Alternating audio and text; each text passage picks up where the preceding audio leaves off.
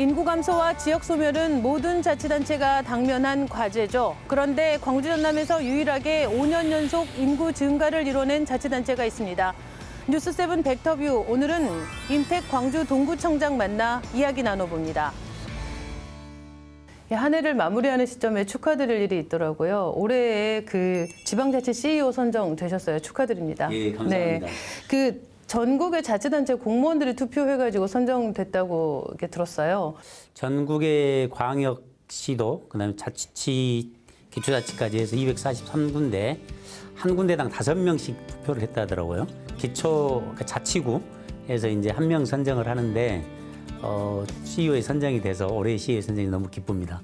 광주 전남에서 유일하게 5년 연속 인구 증가를 이뤄냈다. 이 부분이 좀 높은 평가 받았다고 하던데. 제가 취임을 했을 때 9만 4천까지 떨어져 있었는데 2020년 9월 18일 날 잊혀지지 않은데 그때 10만이 회복이 됐습니다.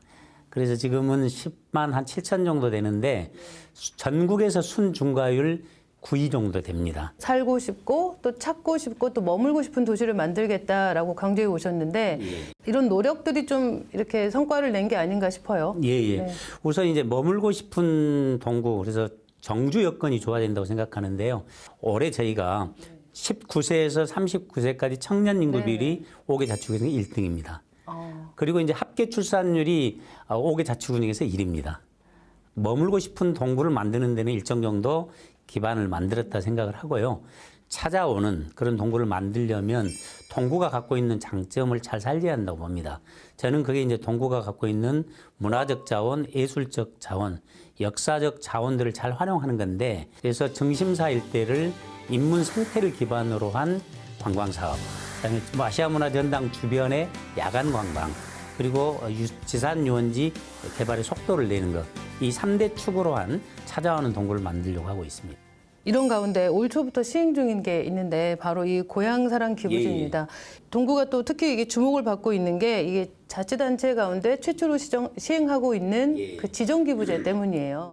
이 기부를 하면 이 돈을 어디에 쓰겠다, 이걸 분명히 하고 모금을 시작을 했습니다. 그래서 내가 내는 돈이 나는 어디에 쓰인다라고 알고 기부할 수 있도록 한 게 이제 지정기부인데요. 올해 크게 2가지를 내세웠습니다.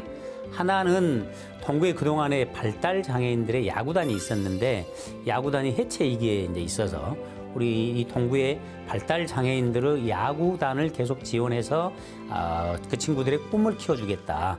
두 번째는 이 광주국장의 부활 프로젝트를 통해서 문화예술적, 인문적 사업을 하겠다. 거기에 뜻이 있는 분들이 지금 기부를 하고 있습니다. 기부해 주신 분들 중에서 혹시 기억에 남는 분 계실까요? 우선 대전에 지체 장애이신데 굉장히 장애가 심하신 분인데 그 500만 원을 한도액이 최고 500이거든요.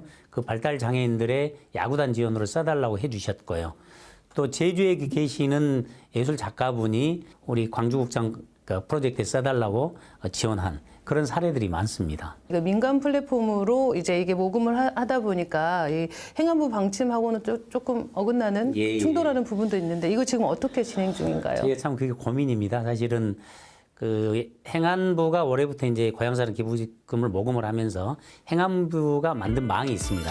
전국의 지자체들이 낸 돈으로 만들었는데 저희들은 법에 그 기타 공공장소에서도 모금할 수 있다라고 하는 것을 넓게 해석을 해서 위법한 문제가 아니라고 판단하고 있고 행안부는 위법하다고 판단을 하고 있기 때문에 어떻게 결론을 내려야 할지 솔직히 고민이긴 하고, 근데 사실은 민간 플랫폼을 통한 모금액이 증가하고 있고 홍보라든지 또 기부한 사람들에 대한 관리라든지 이런 것들이 제도의 취지에 맞게끔 훨씬 고향사랑 기부금을 많이 거둬들일 수 있기 때문에 저희들로서는 포기하기 어려운 그런 측면도 또 있습니다.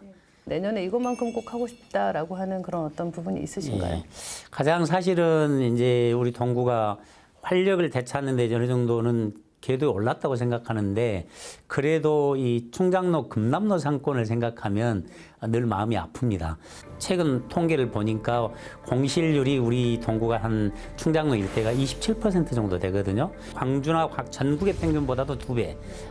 굉장히 이제 어려운 점이 있는데 그래서 저희가 내년부터 비어 있는 점포에 저희가 일종의 이제 핵점포, 그러니까 뭔가 리드하는 점포를 육성하려고 합니다. 그래서 리모델링비라든지 임대료라든지 교육비라든지 마케팅 비용들을 내년부터 지원을 해서 특히 충장로 1가의 3가에 활력을 불어넣으려고 하는 사업을 해볼까 합니다. 광주시하고 협력 이것도 중요할 것 같은데 그런 부분들도 잘 되고 계세요? 예, 광주시하고 사실은 협의를 했습니다. 그래서 광주시에서도 긍정적으로 지금 검토를 해보겠다.